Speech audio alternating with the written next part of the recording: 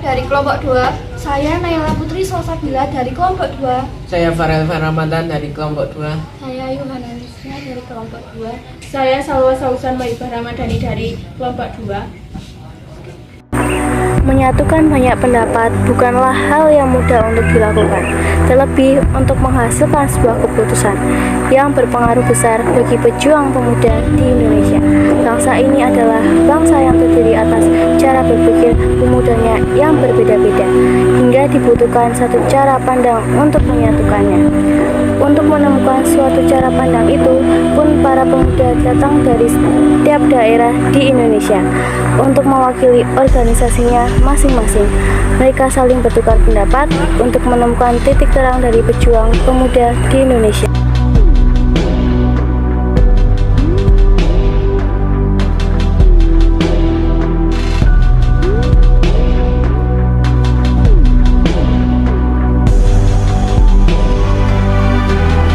Sumpah Pemuda, peristiwa penting dalam gerakan kemerdekaan Indonesia.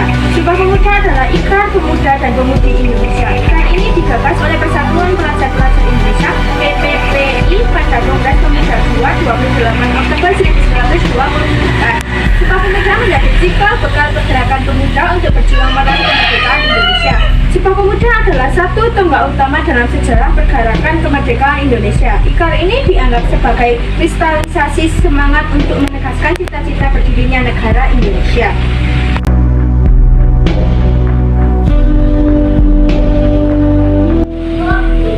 Tujuan dari Sumpah Pemuda yaitu membangkitkan jiwa nasionalisme dan memperkuat rasa persatuan dan kesatuan bangsa Indonesia, serta mewujudkan cita-cita semua perkumpulan pemuda Indonesia untuk bersatu demi Indonesia merdeka.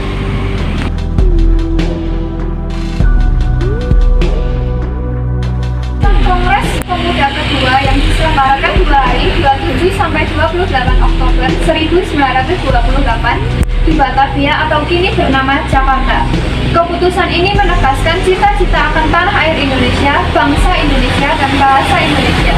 Keputusan ini diharapkan menjadi asas bagi setiap perkumpulan kebangsaan Indonesia dan akan disiarkan dalam berbagai surat kabar yang dibacakan di muka rapat perkumpulan-perkumpulan.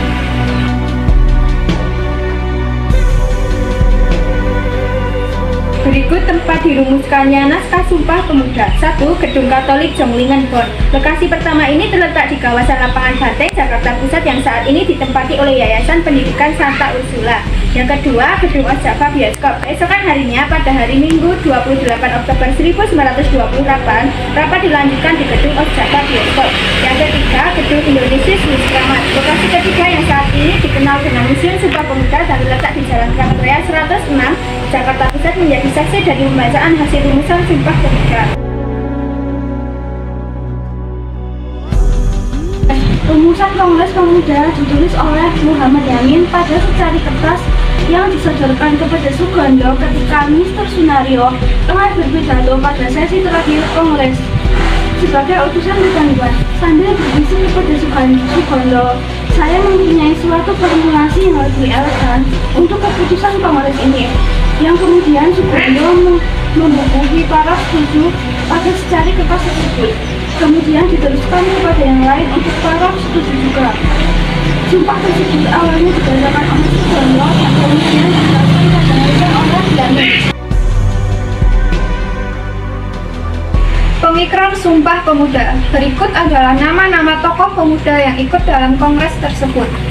Ketua Sugondo Djadjo Puspito, Wakil Ketua Raden Mas Joko Marsaid, Sekretaris Muhammad Yamin, Bendahara Amir Syarifuddin, Pembantu 1 Johan Muhammad Chai, Pembantu 2 Raden Kojo Sungkono, Pembantu 3 Rumonder Cornelis Lev Fransenduk, Pembantu 4 Johannes Limena, Pembantu 5 Muhammad Rohadi Suud. Sumpah Pemuda. Kami putra dan putri Indonesia mengaku bertumpah darah yang satu tanah air Indonesia. Kami putra dan putri Indonesia mengaku berbangsa yang satu bangsa Indonesia. Kami putra dan putri Indonesia menjunjung bahasa persatuan bahasa Indonesia.